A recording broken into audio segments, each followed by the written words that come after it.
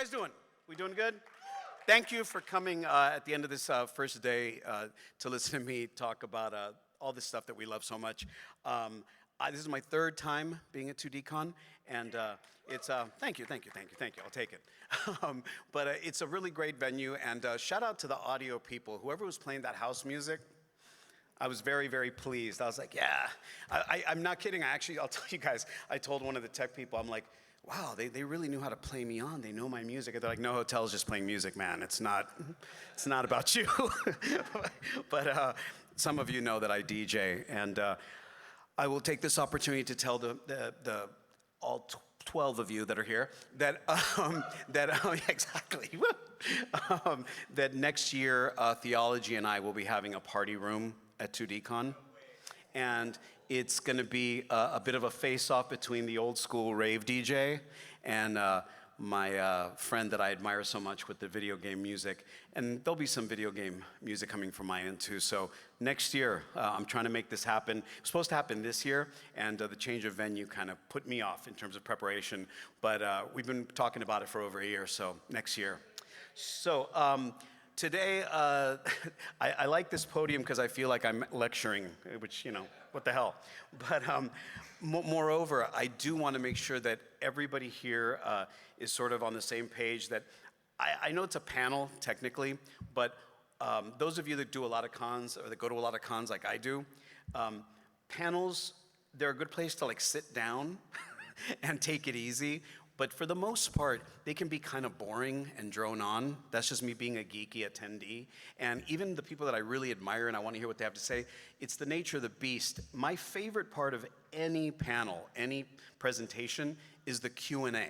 That's my favorite thing. I just can't wait till it becomes in your hands and you guys can ask questions, because any question you have will be way more interesting than me being like, then in college I did this play. You know what I mean? Like I've seen those panels and they're fine, but honestly sometimes it's like, dude, we just want to talk about Gears. You know what I mean? Like let's just get to it. So those of you that know my work besides Gears of War, that's not, even though it's called Turning Gears, it really is a Q&A with me and full access of, you know, in 2024 in August, what do I have cooking, what do I know about, what do I want to share with you guys.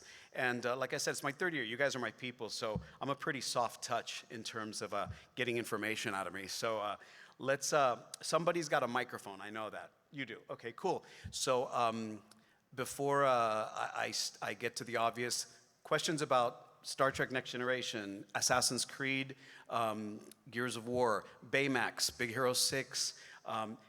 I've been really fortunate that I've been involved with franchises like Saints Row and Call of Duty, that I still keep being called back to work on older characters, new characters, Uncharted. These franchises that are never going to stop, I've been very fortunate to work on those. So I don't mind if you're like, you know, in Xenosaga, you know, when you were playing the Knights of Ormus, I'm in, man. We're going to talk about that shit right now. Oh, by the way, I don't know if I can curse, but if you don't like cursing, you're fucked. So first question. Let's get a question going. Somebody that has a question. Because if there isn't, we're just going to sit here and stare at each other. Anybody? All right. We got somebody? Somebody actually breaking down? Oh, right here. Cool. Longtime fan. Thank you. As you can by see, the way, you all have to start that way. I don't know if they told you when you were coming in. All questions begin, longtime fan, and I go, good. All right, proceed. I would say, as you can see, I also brought. Holy shit. You can hold it if you want. All right, photo op.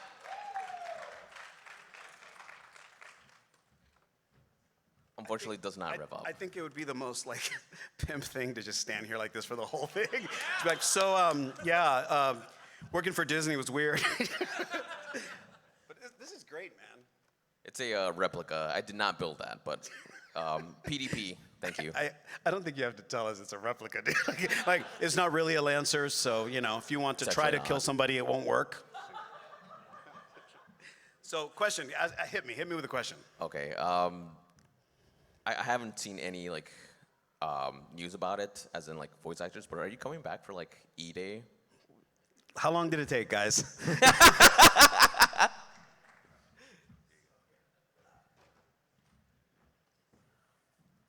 as of June 9th, when they announced, how many of you, did you guys see the Xbox Showcase live, any of you? So watching that live, I was watching live as well. Just a coincidence. Just a coincidence. But I was watching it, and when they said, you know, we got one more thing for you guys, and the trailer started and all, by the end of the trailer, I had 400 messages on X. I had 100 or so on Facebook.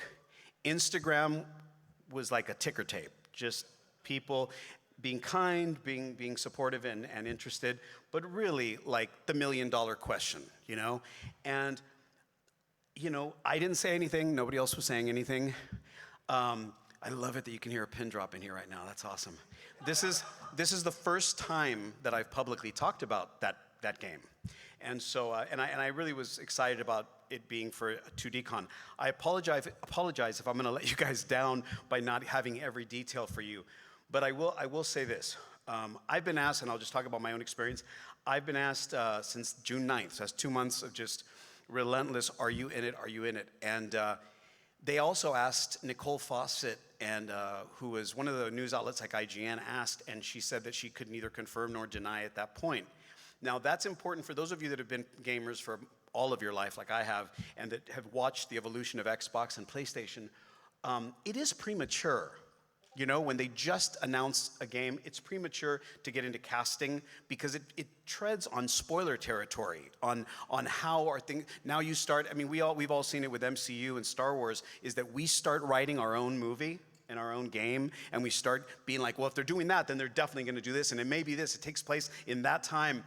All of that's fun and exciting for fans, but from the production standpoint, it's like, believe me, they're trying to clearly always build something special and interesting, and part of it is, for lack of a better term, secrecy, is the confidentiality of the stuff. So let them cook, you know. They're still cooking, but I will say personally what my direct response to your question of, hey, are you coming back for Gears of War E-Day? Because that's essentially the $1 million question, and that is, that trailer had 2 characters, okay? It had 2 characters only. Now, as a fan, I'm gonna answer it as a fan, as opposed to me having been the voice of Dom and motion capture for Dom for as long, since 2006. It's a long time of playing the same guy at different ages. I mean, I've been an esports host with Gears. My relationship with Gears is very tight, very sound, and it's a character that I created from the ground up. Now, as a fan, if you show me a trailer like that and you don't use the voice actors, okay? I mean, imagine that. Like that, and I was asked today by a couple of you, I said, I'm kind of spoiling what I'm gonna say at my panel, but I'll say it. It's the only way that I've been able to express my feeling. If we did not return, that would be mental. It would be mental. It would be crazy. And that is something that I want you guys to know I feel very strongly about, that I can't imagine a world where that wouldn't be the case. Do you understand what I'm saying? I think that you don't present someone, you know, dangle a carrot and then go, psych, it's an egg, you know what I mean? Like that does, it's ridiculous. And with something with so much at stake and how we've all been dreaming about what's next in the universe, where does it take place, what's going on, it would be mental. If you guys quoted me, if you guys ran with it, if there was press here secretly being like, got him, he said something. I'm speaking purely as a fan. It would be insane to not have John DiMaggio. Let's hear it for John DiMaggio, by the way. He's been Marcus to my Dom for as long as we've been doing this, but he and I have also played duo acts in a lot of things. We worked on Spawn, the animated series, for everybody that's, you know, ancient in the room. And we worked on Golgo 13 together. He was the good guy, I was the bad guy. So there is it's for free on YouTube. There's actually a very dirty, a very dirty anime with John DiMaggio playing Golgo 13, who's like James Bond assassin, and I'm playing Thomas Waltham, the villain. So it's straight up Dom versus Marcus. It's really fun, and I play a real piece of shit. So it's something. So yeah, me and John have worked together, and I have so much esteem and respect for him, and I can't wait to see. Here's a nice boy. What a juicy thing I'm going to say. I can't wait to see what he does next. you know? It's an exciting time for Gears fans, and I don't think you'll ever be disappointed, okay?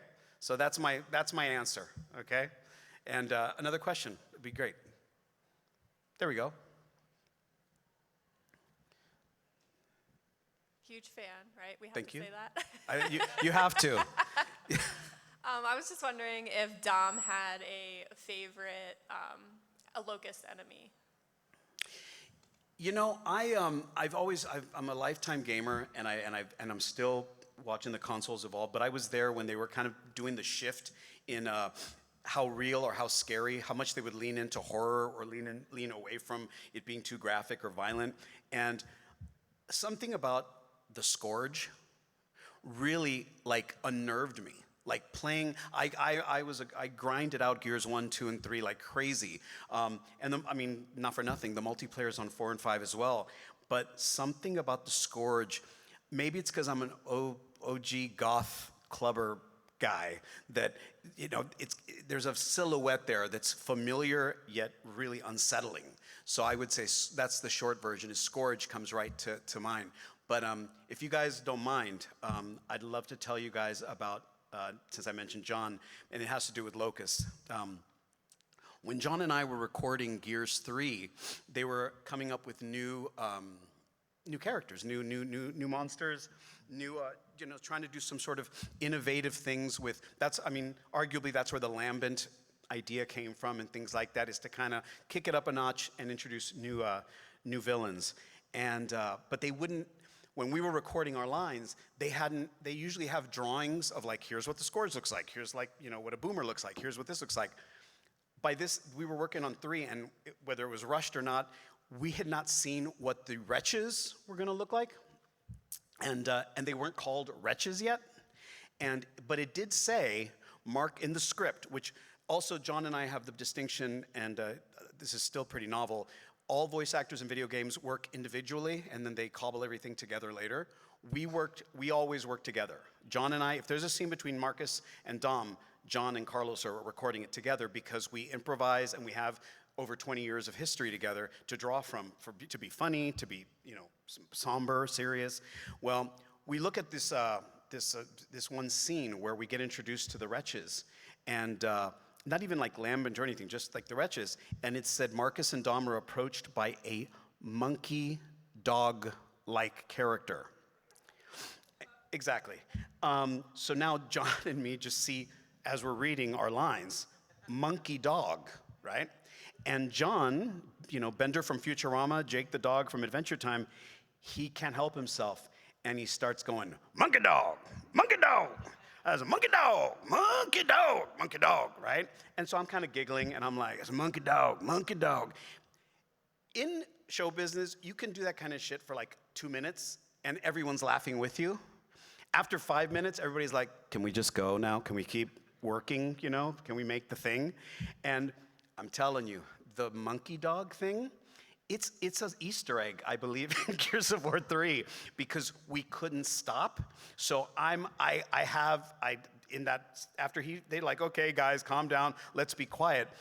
There is, again, and that's why there are kind of my favorites too. I said the Scourge, but the Wretches have a soft spot in my heart, because I said, it's explaining what's happening in the story, and I go, Marcus, look up! There's a bunch of monkey dogs. And I just start laughing. And then he's like, they're like, okay, settle. No one, by the way, no one's laughing except us. So we can see through a glass that there's just people like this.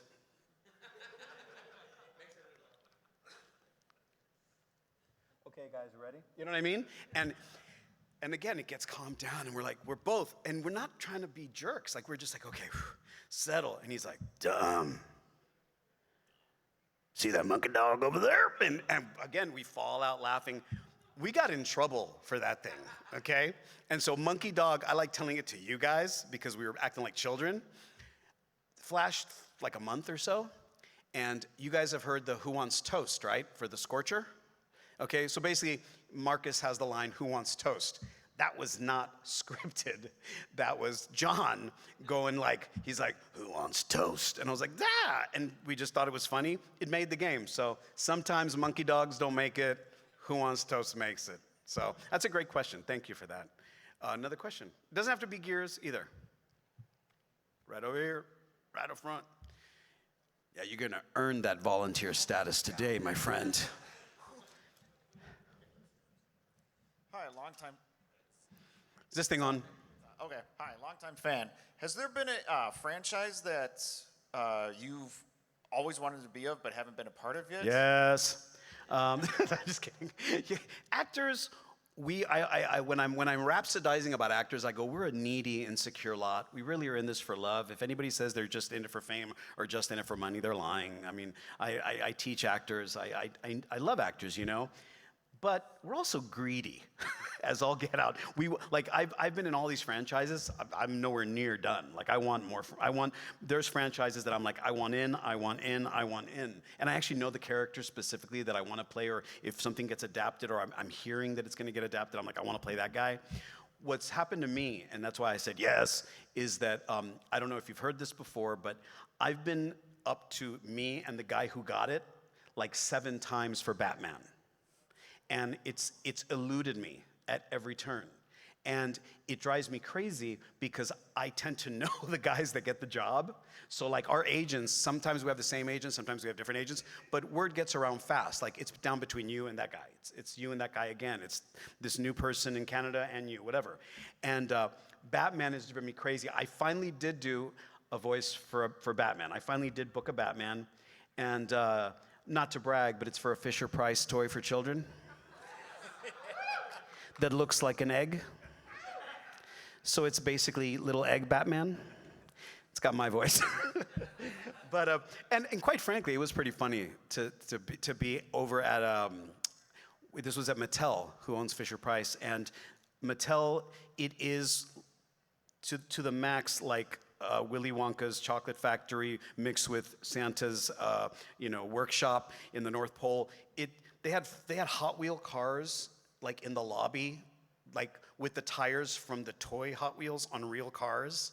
They had a Barbie dream house, like life size, like before the Barbie movie came out. And I was there and they're like, Batman's here. And I'm like, of course I'm digging on the Batman's here, right? But then I see, I hadn't seen the toy and I was like, oh, he's really cute. Like he's really sweet little baby talk Batman. Batman's Batman. And not to brag, I also did Killer Croc for the same toy, so there you go. But the Batman in the video games, that franchise, and an animated series, it's very recently. There's always going to be DC and Marvel products being made, obviously, right? Like Star Wars. I mean, things get canceled up and down the street, but they're always going to be being churned out. And so there's been a lot of new stuff being cooked up. No one knew that Cape Crusader was coming. I did because we'd all seen the breakdowns and the auditions and all that. When it came to the Arkham games, the one thing I will share, instead of just being a catty actor that's like, I want to be Batman, is that when it got down to the first time that Roger Craig Smith played Batman for the Arkham games, he's Ezio Auditore in Assassin's Creed, the Ezio trilogy, to me to his Ezio. I'm Leonardo da Vinci in Assassin's Creed. And it was cool that if anybody was going to get it, that wasn't me, that it was my brother, Roger, and his Batman voice, I like it. Not as much as mine, but still, no, but seriously, I really dig that he's had an opportunity now to play it a few times. And they always say that for someone like that, they want your take on it. Are there any actors in the room? That's a good question too. Yeah, a couple actors, okay. They, as much as they will always tell you in auditions, just a fun fact for actors, if they say, we want you to make it original, everyone's gonna bring their own personality and originality to a job, to a role, but, I almost said to a Rob, tired, to a role, and, but the reality is that Kevin Conroy left such an imprint on that character that we all show up like, yeah, I've been thinking about my take on Batman, and then very quickly we're like, Alfred, we need to get back there as soon as possible. We all drop into our Kevin Conroy, Same with the Joker. After Mark Hamill stopped doing the Joker, everyone auditioned for it, and Troy Baker is magnificent as the Joker. And I like to bust his balls and everybody else. Magnificent because he's doing a fantastic Mark Hamill's Joker. You know what I mean? And I think it's cool that there's actors that have put such an imprint that we can emulate them, and it's not really copying them. It's like be inspired to do, to have a Joker that sounds maniacal and still kind of regal. That's very Mark Hamill. So yeah, Batman is the short answer is Batman. The long-winded answer is that I really want to still play Batman. Another question. That was funny. It sounded like someone went, oh, man. Back here. Another question. Here go my miles. Oh, you get, okay. That is pretty, that is say, the I'm- most pimp thing I've ever seen at a con. I'm the I have audio man. He's I like, hey, have I got my my own own mic, mic. all right? Hi, Carlos. My name is Cody Sullivan. I'm the audio engineer back here. I just had a question for you as somebody who's spent a lot of nights shooting locusts and playing video games. Excellent. As someone who is in a non-traditional career field as myself and you, where there's not like a straightforward path, what was your strategy? So wait a minute. I got to be clear on what we're talking about here. Are you an actor or a voice actor or both? I am not an actor. I am a audio engineer, but I'm just saying. Okay, cool. I thought you knew something about me that I wasn't going to share with the rest of the class. No. That you're like, when you're people like us, No. But it gets for people like us. I'm like, I don't know what that means. No, go ahead. I'm totally kidding. But when you're in a career field that doesn't just have like a go that direction, get the job at the company, what was your strategy of like when you got into voice acting? Like how was your experience getting into this? That's a great world? question. That's a really great question. In fact, now the $1 million question is the E-Day question that you asked, but always for all voice acting panels, pretty quickly, the people that want to do what we do are like, how can I do what you do? Or how did you get to where you got? And every generation has a different story. And it's pretty exhilarating that that road that you're talking about, that used to be so linear. So you study, you decide what you want to do with whatever degrees you're pursuing. You take classes or training for different kinds of methodologies and study theory, study film in most cases, so that you know about how storytelling happens in cinema and television. All of that, the Wild West aspect of the internet, specifically YouTube and Twitch and streamers and creators, that changed everything. It changed everything, and I think for the better. I think it's exciting because I'm a creative person and I want other people to do what I do as well.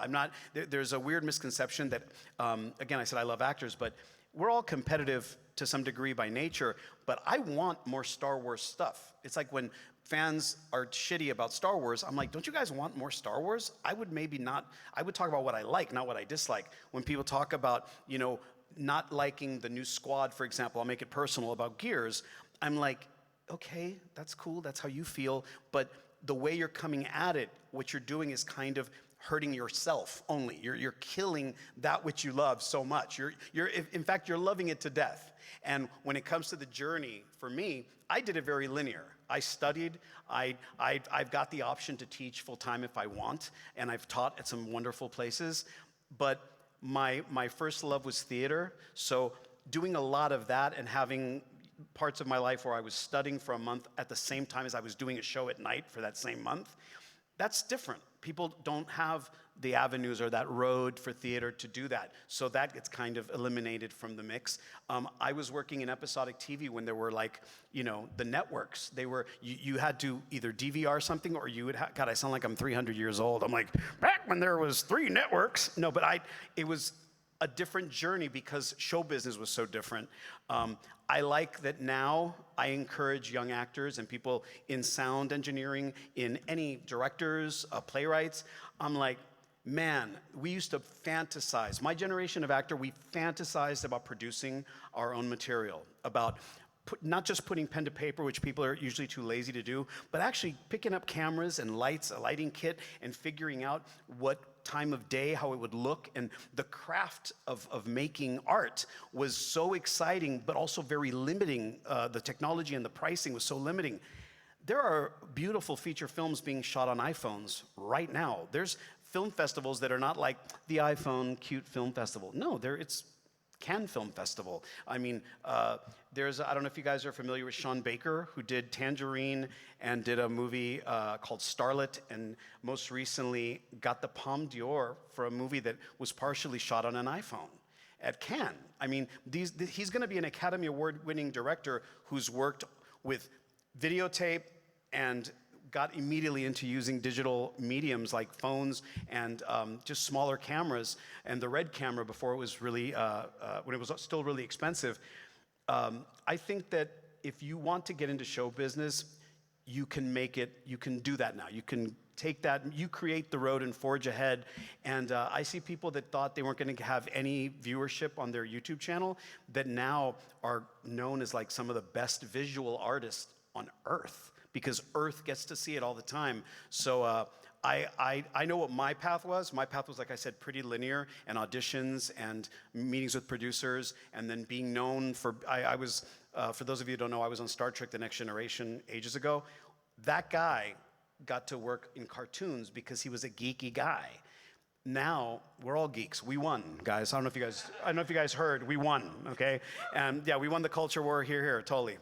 So, it's a lot easier. I think I kind of half answered your question, but I was trying to basically say, for me, it was how you still, I think, imagine it to be: auditions, pounding the pavement, being lined up with other actors outside a nervous room. But now, I mean, you can make a demo of your voice acting and actually use some app to make an animation to go with it and put it up within 24 hours. I think that's beautiful. Some people are like, it's amateur, it's a hobby. It's art, man. Either you like it or you don't, you know? So that was the answer to that. How we doing on time? Am I just, because I'll talk all night. How we doing? Still got time? Yeah. Another question would be great. Get him first, then we'll do you. I swear, I feel like you're just gonna, by the end of this, just be like mumbling under your breath like, motherfucker. Pricks. All right. Longtime fan. Hi. Thank you. Do you ever see yourself slowing down or stopping and going a different path? Oh, man. Let's start with the positive, shall we? That is an unusual and original question. B, what a way to bring the room down, man. I like that. I was like, make art, man, get out there. And he's like, when are you gonna be done, man? No, I mean, when do you see yourself ending this shit? No. I got to tell you something. I think that artists don't retire. I don't think they do. I think everybody that's ever said so, Tarantino said, it's my 10th, my final movie. And then he's like, maybe not, you know what I mean? And I mean, it was that kind of cheeky. And there's other people that are like, you know, Steven Soderbergh, the director, was like, I'm done. He's made 5 movies since he said, I'm done. And I think that we have, artists, we have this compulsion that it drives you, but it can also be the hardest part of it, man. That's why I make a joke about you being like, when can you be done? There's a part of me that wishes I could be done, that I could be like, you know, I'm dumb, I'm Michael Corleone, flew the Enterprise, I'm out, mic drop, you know? But no, that was not the goal.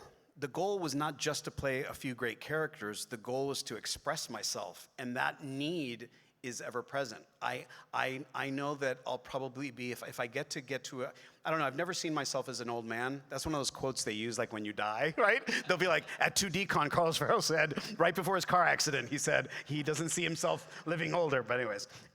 No, but I really have never really imagined myself as a really old dude, but I do know that if I do get that far, some of the last things that I'll want to express is like, I want to tell a story. I would want people, I know that already right now at this stage of my life, I feel like, man, time's going by and I'm aging out of playing that part that I wanted to play. I wanted to write something and play this part to tell that story to you guys that don't know what it was like to grow up in North Beach in San Francisco, that don't know what it's like to be, you know, hustling for show business in South America or in Madrid.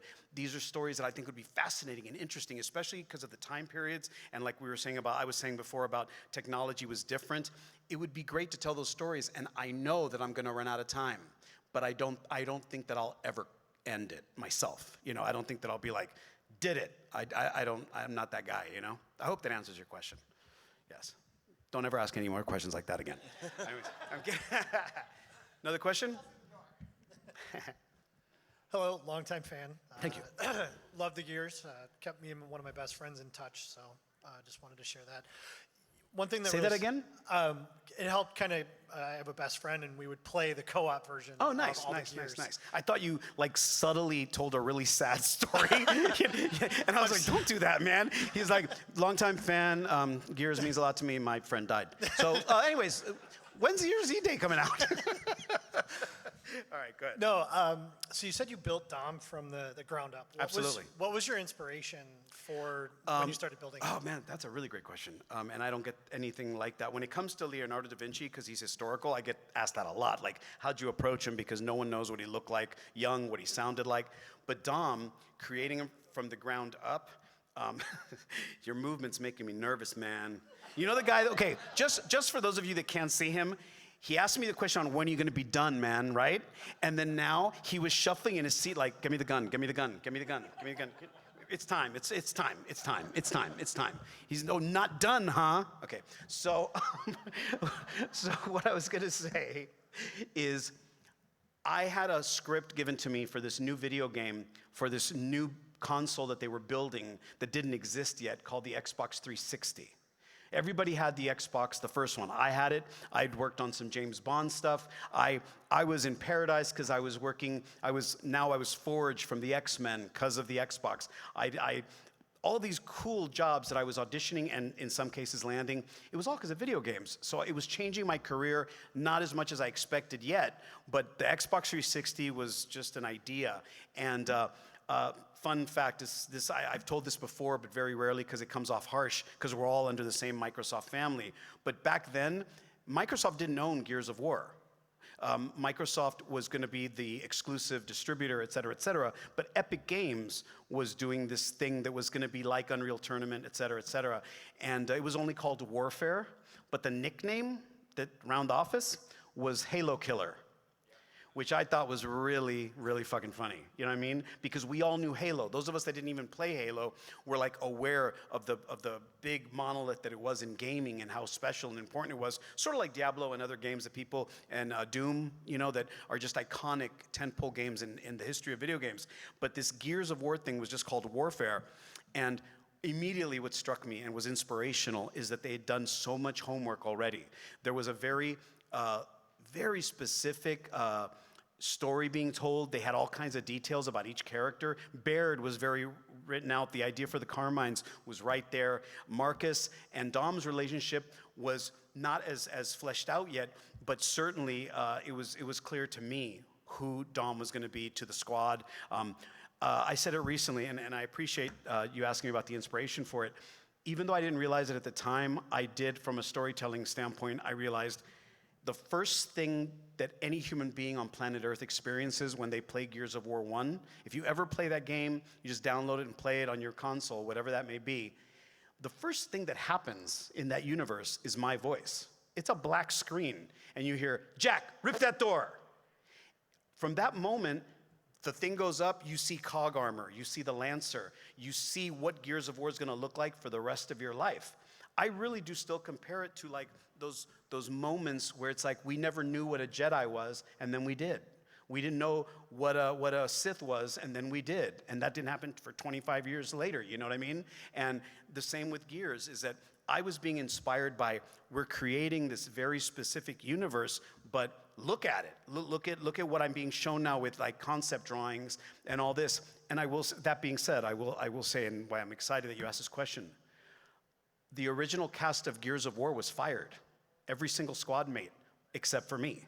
I was the only one that kept my job from Warfare to when it became Gears of War. And Cliffy B has said this, Rod Ferguson has mentioned this. I'm proud of it, right? So that's why I'm sharing it with you guys. You asked. My inspiration, I didn't think of him as the Latino sidekick. I never saw him that way. And I kind of still don't, especially because it's on Sarah. You know what I mean? Names aside, I was trying to figure out the dynamics between the characters, and I found out from Cliff and Rod that every voice actor that auditioned made him Cheech from Cheech and Chong. that they have a backlog of files of some of the best actors in voiceover saying, Marcus, he went over there, eh? What's his problem? Oh man, that's a locust. Like everybody was like, this is my fucking chance to do Cheech. You know what I mean? And he ain't Cheech. You know what I mean? And so I saw him as this like idealized version of myself, of like a guy that's going, I mean, this is really telling about who I think I am, right? Someone who's going through shit and trying to just get through it and trying to be loyal and a good friend. I was like, I'm inspired. The Maria scene, did you guys ever come across, I mean, okay, the Maria scene changed my career. Thank you. The Maria scene, I'm glad the guy that wants to kill me applauded. I'm like, whew. He's like, all right, the Maria scene. I thought, there's no way that they want me to act this. Like, there's no way that they want me to actually perform this fucked up scene. And I went up to the director, Chris Borders, and Rod Ferguson, and the writers. Everyone is in the booth, man. And I'm that bitch. I show up fully prepared. I could have done that scene without a script. I'm always prepared. I know the lines like I'm in a play or in a TV show or a movie. And so I go up to them very earnestly and I go, do you guys want me to go there? I mean, you guys read this. You want me to go there? I expected them to go, I don't know. I mean, it's a video game and, you know, it's pretty sad and we want the player to, hold on. That's what I expected. This is what they all did. I said, do you want me to go there? And they all went, yeah. Like that, like fucking yeah. And I'm like, okay, well, here's what I need. And I turned the lights down in the studio, so it was just me and John on a date, apparently. But the lights were down. It was very quiet here, pin drop, and we got it in one take, man. I went berserk, and the inspiration was all in the writing, man. It was all right there. But by that point, after doing 1 and now 2, I knew who this guy was. You know, I knew that. When he says, I want to kill them all, he means it, you know? It's not a joke. And I would say the only thing that changed inspiration-wise, to be very thorough, because I don't know if we'll ever talk again, by the time we got to the 3rd game, I was interviewing military families, and the books were going to come out, Asfo Fields, and the other 2, I forgot the names right now, but the one, the Asfo Fields, is about the Santiago family. So I had an advanced copy of the transcript, and of the manuscript, I should say. And the inspiration now was, okay, I've done it this way. What's new? And what's new is that now he's been at it for 10 years. And, you know, times are totally different than they were at the first game. And I was inspired by him being a hero. You know, and heroism, I don't know who's served in the room, but everyone that I've met that has worked, that has been in any kind of military service has said that, you know, heroism doesn't look like it does in the movies. Music doesn't swell, time doesn't slow down, there's no bullet time. It's grenade! Someone jumps and saves everybody in the room. And Dom, in 3, I was like, I have to live up to grenade. Like, make it real. And you'll see next time, I mean, it's all over YouTube, but if you watch Dom's death scene, Dom, he doesn't have the drama that you'd think would happen with somebody being like, my friends are dying, should I do it? You know, I gotta think of this through. He genuinely, because I did it, right? So I know what he does. He goes like this and goes. That's it. Looks this way, looks that way. It's time to get the truck, take them out, save my squad. That's what you do. And it chokes me up to even say it. That's heroism, you know? So the inspiration comes from all the great writing and also from the research that I've done since. By the time we got to do the prologue for Gears 4, I was like, oh my God, he's young and kind of on some level has to process that this is fun, wearing COG armor and being in it and being, you know, serving your planet, you know? The stakes are so high, but he can still be kind of comic relief, for lack of a better term, but that shit goes away really fast, you know? And Baird is the one that's kind of a cheeky guy. But I find inspiration with all my characters in the text and also what's given to me from the other actors. And I couldn't ask for a better squad than the actors that play Delta Squad, you know? All right, do we got time for another one? Yeah. Because I talk, man. Longtime fan. Yeah, thank you. So my question, and hopefully I don't know how to word it.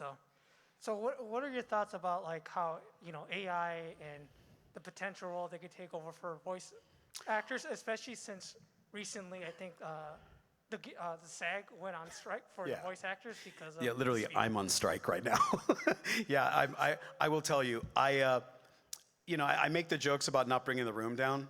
So that's why I've been talking a lot about Gears 1 through 3, talked about 4 and 5, and addressed E-Day as a fan, But we are on strike. SAG is on strike again. The actors' strike resolved a lot of stuff temporarily, not for a long term, but for those of you that are interested, I will tell you, the reason the video game voice actors went on strike just like 2 weeks ago, and we're solid on strike picketing all of the majors that aren't giving us our agreement is, thank you, is AI, no one's being stubborn, okay? So don't get it twisted. If anybody says like, oh, actors are being stubborn, they just want to get paid, not true. If the people that have the companies, they're being totally greedy and they want to, not spend all their money, not true either. It's way worse than that. This is the facts. The companies don't want to make any statements on AI because they want to use AI the way that they should not use AI. We are like AI as a bank for my own work. Let's talk about that. Let's get some sort of provisions or some sort of an agreement to how we're going to do this. That's people that are on board with like, yeah, you can't resist change and technology. Let's get on board and see how we can work together and make this a positive.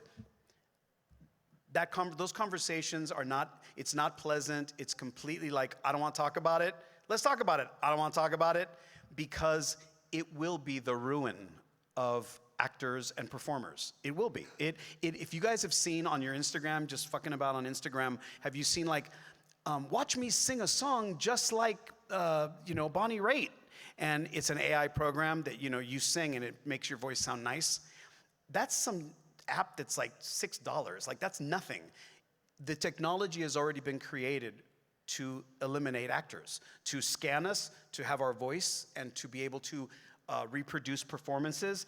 The nuance and all that will be lost. So that's one of the reasons they haven't just been like, screw actors and just done it anyway, is because it's not there yet in terms of performance level, but it certainly can be done. So actors, we're just like, are you kidding me? You want to have the rights to my image, the rights to my voice, the rights to my inflections and the way that I do certain lines and am known for. You want to take all of that, go make millions and billions of dollars from it, but not give me a dime and dismiss me, disregard me, and ignore me. I mean, that's some ugly shit, and that's why it's become a fight, is that it's like, guys, you're not even talking. They've been talking about this for a year and a half, and they never came up with any resolution. We're at 2 years almost of just the companies being like, well, not in video games, you don't. Well, why do you think? Because video games is where that technology would be the best, It's where you could have all kinds of different voices and that sound like people that you love or that says it's them and it is kind of them, but not really. And motion capture also can be eliminated if you've got a whole bank of motion capture and just drop in skins like you do on mods on your games for the geeks in the room. I can't say enough about how cold-hearted that situation is. It's pretty screwed up because we don't want to be on strike. We want to get to work, and all it has to be is kind of honest between the two parties. Just like, look, man, this is what it'll take to buy me out, or you can't buy me out. Cool. The companies, this is our offer or not, or we don't do it. But that's not what's happening. What's happening is they're like, we want to do this no matter what. And we're like, well, you can't. You can't. You just can't. And so that's the fight. So there you go. That's the AI answer. Talk about bringing the room down. Jesus Christ, dude. Another question before we're done? Probably one more. Right here, somewhere. Has there been any talk about a live action Gears of War? Absolutely. Like live action It's in Halo? full. For those of you that aren't obsessively on the internet like I am, I will tell you, Netflix is producing a live action feature film of Gears of War. That's a fact. That's happening. They're also producing an animated series. So those are the only things that I can say about those two things. A feature film is happening. We've been trying to get it made for 15 years. What was that noise? Wow. Somebody in the back went like this afterwards, but I don't know. So yeah, the live action feature film is happening, and the cartoon is happening, and that's all that I can say about that. I mean, let's put it this way: I said more about E-Day than I can say about that. And I mean, again, it was as a fan. Look at now, I'm all afraid about what I said. I'm like, shit. So how are we doing on time? Yeah, one more? One more? One more, sure. Yeah, you don't put an actor in front of a microphone and ask him about himself. He'll be like, yeah, let's fucking keep going. Yeah, it's like, oh, yeah, it's 10. We should order pizza. All right. All right, we'll try and end on a. We'll talk more about how great I am. Okay, go ahead. Sure, you can do that. No. So we'll try and maybe end on a super high note. If there is one. Longtime fan, don't screw that up. Long time thank fan you. yet again. Yep. Okay. The fuck are we doing here? All right, go ahead. So if there was one voice actor that you could, have a similar I thought you were relationship. going to say, there was one voice actor you could kill. Who would it be? No, go ahead. Well, if you want to answer that one too. No, you I'm not can. going to answer that. But if there was like one voice actor that you could, work together with, who would it be? Well, right off, and again, good questions, man. I've never been asked that question before. I've been very fortunate that I've worked with the greatest voice actors alive of different generations. I've really lived the dream when it comes to Warner Brothers and DC and Marvel. I mean, working on Baymax, Big Hero 6, I mean, that was just crazy. I'd worked at Disney Animation before and met movie stars doing voices as celebrities, but I've worked like voice actors that I was an animator on Sleeping Beauty, and I'm like, what? You know what I mean? And again, very fortunate to answer your question directly about who I would want to. I really respect Charlie Adler, and if you look up who Charlie Adler is, he was the voice of Cow and Chicken. And he was also, he worked with me. I worked with him only once as talent. We were on Spicy City, the Ralph Bakshi series for HBO. And I watched, Charlie Adler is one of those people, he teaches like Steve Bloom, like Richard Horvitz. The best in my industry, they've got range like you would not believe. And it only elevates me and my colleagues when somebody else is that good. And I'll never forget that Charlie Adler, he and I were at, I believe at Warner Brothers, and we're all lined up, the cast is recording together like we did on Justice League, like we did on Scooby-Doo. It's very rare, but we're all sitting together like we're doing a play reading with our scripts in hand and so forth. And Ralph Bakshi, who he's the creator of Cool World, Fritz the Cat. He's a legendary animation legend, okay? And he's our director and writer and creator. And he goes up to Charlie, because they know each other, and he goes, he says, yeah, so this guy's like a New York bruiser, man. Like, he's like muscle, And he goes, is there a picture of him? No, there's no pictures right now, but just think of a little squat, like little bruising guy. I don't really know Charlie very well. And he goes, yeah, you sure could make the chicks dance, man. And I was like, what was that? Like, I just saw this guy going, so what would you like me to do? Oh, really? Okay, good. So what would you like me? And he just goes right into it. And he made all of us with our headphones turn over and look at him. And then Ralph goes, nah, swear to God, he goes, nah, that's not it. And to a guy that's had series on his shoulders, the director just went, that ain't it. And he goes, okay, I was doing it. Again, his normal voice. Yeah, I was doing it more like a Brooklyn guy. He's more Bronx, right? And he's like, so we sure can make the ladies dance, asshole! And I'm just sitting there in awe of I don't know that I then, especially, this is 20 years ago, I don't know that I could be that good and fast and tweak a character. It would throw me. I'd be like, give me a second, let me take a break or whatever. I would love to go one-to-one with Charlie because it's been 20 years and we run into each other all the time, but it would be fun to act with, somebody that can, I mean, do you guys remember Cow and Chicken? Yeah. I mean, the guy that I just was saying that was from the Bronx, this guy, he's the one that does, he's up here, in Cow and Chicken. I would love to act across from that cat so badly. Doing cartoony voices or being a straight man, I'll take it because he's one of my heroes. So Charlie Adler, look him up. Please. Very much. Very much. I still do horde mode every chance I can get. I grind out trying to get to 50 to this day.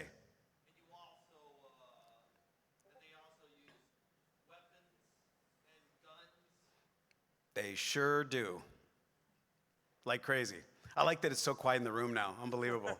I thought you guys would back me up on that. They sure do. Guess not. But I will share something because he reminded me. How much time we got? We already expired time, huh? Yeah. Am I holding people up from other stuff? No. You sure? Are you guys okay if I tell you one more story? Yeah. All right.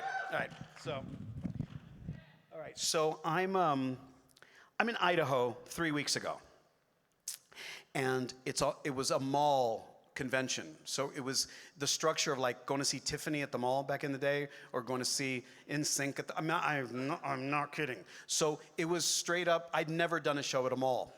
And so we had a full house. There was so many people there.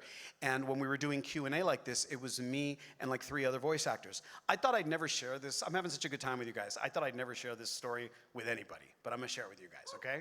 So everybody's bragging. We're all bragging, man. We're on a panel. We're just being big shots, bragging about what we do, what we love. Just like, oh yeah, I remember when I was so great in that other thing, you know? That's what the panels can be like.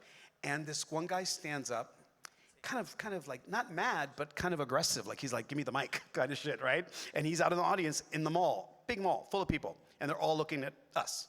And he goes, points at me, and he goes, my cousin Vinny. My cousin Vinny. And I'm like, I know, I love that movie. Like, what the fuck do you say, right?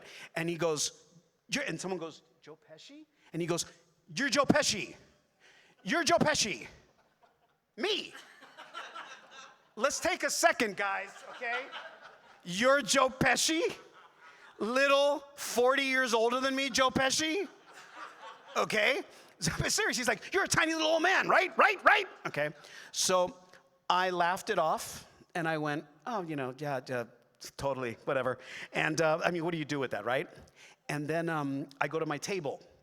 Within the hour, he breaks through my line with totally rude. Like, now I'm starting to understand that it's a compulsion thing, that it's not just he's a jerk or anything. He just wants to talk to me. So he pushes everybody aside because he's figured it out. I can tell. He's thought Joe Pesci had it wrong. I was far away. And he comes up and he goes, you were King of Queens. Kevin James. You're Kevin James from King of Queens. Like mad like that, right? And I'm like, no, man, but actually I'm friends with people from that show, and I know Kevin, he's a really sweet guy. And inside I'm like, I'm not the fat guy from King of Queens, Jesus Christ, okay? Now that should be the end of that story. It didn't. The next day, same show, same mall, I'm at my table. I've got way more people there this time. And I see, like in a cartoon, something burrowing through the people. Burrowing through and making his way, and people going, ow, excuse me, what? Oh my God, excuse me, what? Comes all the way up, again, right to me. And now, guys, he's figured it out. He's totally figured it out. And he comes up to me and he goes, you look like Frankenstein.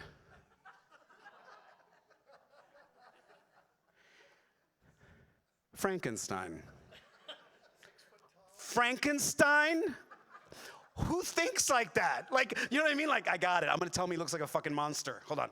You know what I mean? So I just, I went, Frankenstein. It got a laugh, and he nodded. Now, I will say this. In retrospect, I do wear boots and tight jeans and a pretty broad-shouldered coat, and I have a flat top. But sorry, guys, I'm not Frankenstein. He didn't figure it out. But I do want to thank you guys for coming to see the Monster Talk today. I really, really appreciate it. And come to my table tomorrow. I will be there all day. As you've seen, I'm a chatty guy, and you guys that go to a lot of cons, I've been going to cons my whole life. It's about meeting you guys. We do okay. I just wanted to chat and catch up, give you guys some stories to talk about. But please come see me. So thanks for coming out. Thank you very much. I'll take my tomatoes.